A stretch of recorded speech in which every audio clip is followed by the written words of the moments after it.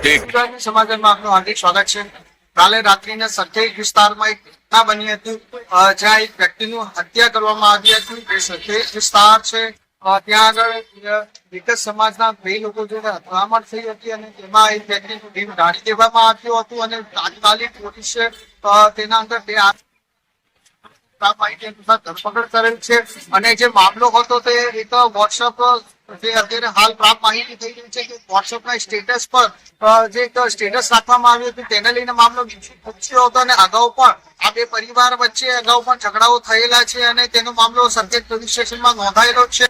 જ્યારે અત્યારે હાલ પણ કાલના વોટ્સઅપ સ્ટેટસ મૂકવામાં આવ્યું હતું અને સ્ટેટસને લઈને આ લોકો સમજાવવા આવ્યા હતા અને બોલાચાલી થઈ હતી તો બોલાચાલી પૂરા બનતા મામલો હત્યા સુધી પહોંચ્યો હતો। વધુ વિગત માટે વાત કરીશું મૃતકના પરિવારજનો।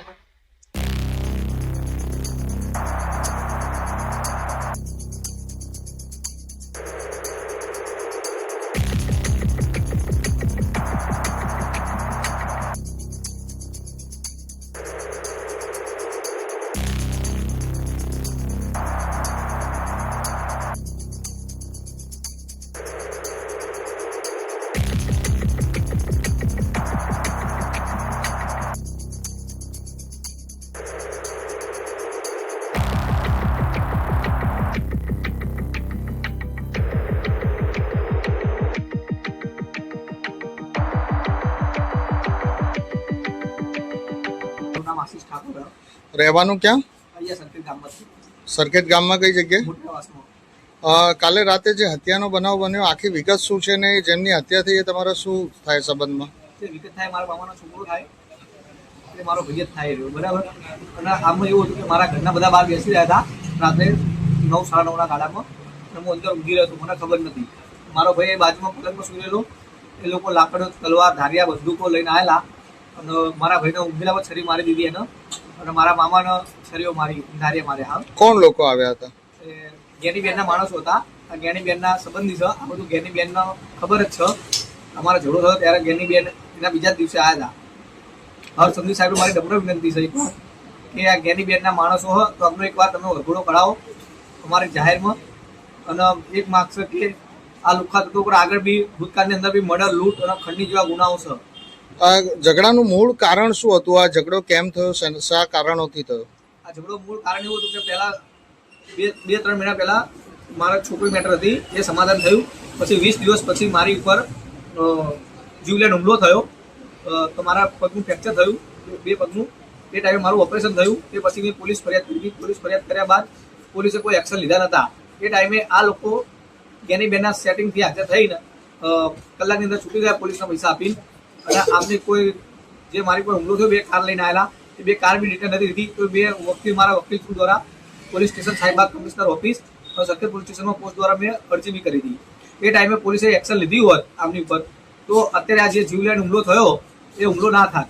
એટલે ફૂટાલી કોઈ પોલીસે એ ટાઈમે આમને કોઈ એક્શન લીધું નહોતું। આ લોકો એમના સેટિંગથી હાજર થઈ ગયા અને પોલીસ પૈસા ખાઈને ઠંડુ પાડી દીધેલો મામલો। જૂના ઝઘડામાં કઈ સમાધાન થયું હતું? તે ઝઘડામાં સમાધાન માટે લોકો આવતા હતા અને મને બી કાલ રાત્રે આવ્યા તો અમારા મનમાં એવું હતું કે સમાધાન માટે જ આવ્યા છે, પણ અમને એવી રીતે કે આવો જીવલેણ હુમલો કરી નાખશે આવી રીતે। પ્રાપ્ત માહિતી અનુસાર કઈ સ્ટેટસને લઈને આ મામલો આગળ વધ્યો હતો અને એને લઈને માથાકૂટ થઈ હતી કાલે રાત્રિનો? સ્ટેટસ તો કે મારી પર હુમલો થતો હતો, મેં લખેલું કે ભાઈ જ્યાં સુધી હું મારો શ્વાસ આવે છે, મારો જીવ છે ત્યાં સુધી હું તમારી સામે જીવીશ, ત્યાં સુધી લડીશ, બાકી હું બદલો લઈશ। મેં સ્ટેટસ મેં કીધું। સ્ટેટસ મેં ક્યાં પછી એ લોકો એટલે ઉશ્કેરાયા હતા અને ઉશ્કેરાયા હતા એટલે સ્ટેટસ એ બી સામે મૂકતા જ હતી, બરાબર। એટલે સ્ટેટસ લોકો પણ એ લોકો મારા ઘરે આવ્યા હતા, એટલે મારા ઘરે આવ્યા મને તો ખબર બી નહીં। બાર બીજા ઉપર જે છોકરા પર મૃત્યુ થયું એ નિર્દોષ છોકરો હતો। એનું નામ શું મૃત્યુ જેનું થયું? એ ગણેશ સુરેશ ઠાકોર, એનું ગણેશ નામ છે, બધા ગણેશથી અમે બોલાવીએ, એનું સાચું નામ સુરેશ છે। કેટલા વર્ષની ઉંમર હતી? 28 જેવી વર્ષ હશે। પ્રાપ્ત માહિતી અનુસાર તે તો કઈ છોડાવવા પડ્યા હતા અને તેમના પર હુમલો થયો? છોડાવવા પડ્યો, એ નિર્દોષ છોકરો હતો, એમના મા બાપનો એકનો એક જ છોકરો હતો। એ મારા ઝઘડાના કારણે એનું મૃત્યુ પામેલું છે। તો મારે એક જ હર્ષ સાહેબનો નમ્ર વિનંતી છે કે આ મારા કારણે આને મૃત્યુ પામ્યો તો એનો ન્યાય અપાવો, બસ। માનનાર વ્યક્તિ કોણ કોણ હતા? આ માનનાર વ્યક્તિ રાજુ બાબર, એ બંદૂક લઈને આવેલો, એની જોડે જે સાથીદાર હતા તલવાર, ધારિયા, બંદૂકો બધું લઈને આવેલા અને આ ફૂલ તૈયારીમાં આવેલા અને અમારી જોડે કંઈ હતું નહીં અને આ રીતે અમારી પર જીવલેણ હુમલો થયો। પોલીસ અને પ્રશાસનથી શું માંગ છે આપની? પોલીસ જોડે માગશે પણ પોલીસે હજુ સુધી કોઈ એક્શન લીધા નથી. આ મુખ્ય આરોપી પોલીસે કદાચ 2 આરોપીને પકડી છે. પોલીસ પકડ્યા છે, પોલીસે કોઈ એક્શન લીધી નથી. કોઈ એમની પર કોઈ માર્ક પોલીસે કોઈ એમને પ્રેશર કે રિમાન્ડ પોલીસે એટલે તમારા કહેવાના અનુસાર પોલીસને કડક પગલા લેવા જોઈએ, તે લોકોને એટલે કાયદાનું ભાન કરાવવું જોઈએ. 12 કલાક થઈ ગયા, 12 કલાક ઉપર થઈ ગયું તો બી પોલીસે કોઈ એક્શન લીધા નથી. અને લાશ અમે જ્યાં સુધી પોલીસ આ લોકોને બધા આરોપી પકડીને વરઘોડો નહીં કાઢે ત્યાં સુધી અમે મારા ભાઈની લાશની અંગી સંસ્કાર નહીં કરીએ. બેન, આપનું નામ? ક્યાં રહેવાનું? સરખેજ કઈ જગ્યાએ? કાલે શું ઘટના બની હતી, જે હત્યાનો બનાવ બન્યો એ વિશે જાણો?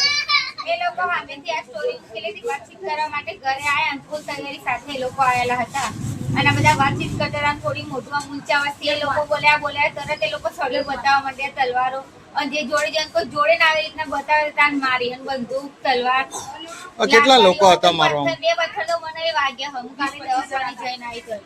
તમારા તરફથી કેટલા લોકોને વાગ્યું છે, ઘાયલ થયા? અમારા તરફથી એકનું મૃત્યુ થઈ ગયું અને એક મારા દીવરે ઓપરેશન કરાયું. બીજા મારા મામાને સળીઓ મારી. બીજા બાજુથી એક અમારા બેન એમની મારા મામી થાય એમની આખી આંગળી ચીરેજી. મારા મામાના છોકરાને વાગ્યું, એના હાથે પાટો બાંધે. અત્યારે કોઈ હોસ્પિટલ છે ખરી તેમાં કઈ રજા આપી? ના, ઓપરેશન કર્યું ને. કેવી છે તેમની તબિયત? ભાનમાં નહીં આયા. એટલે વિગતવાર ઝઘડાનું કારણ શું હતું અને કેવી રીતે આખી ઘટના બની હતી? આપ તે સમયે હાજર હતા અહીંયા?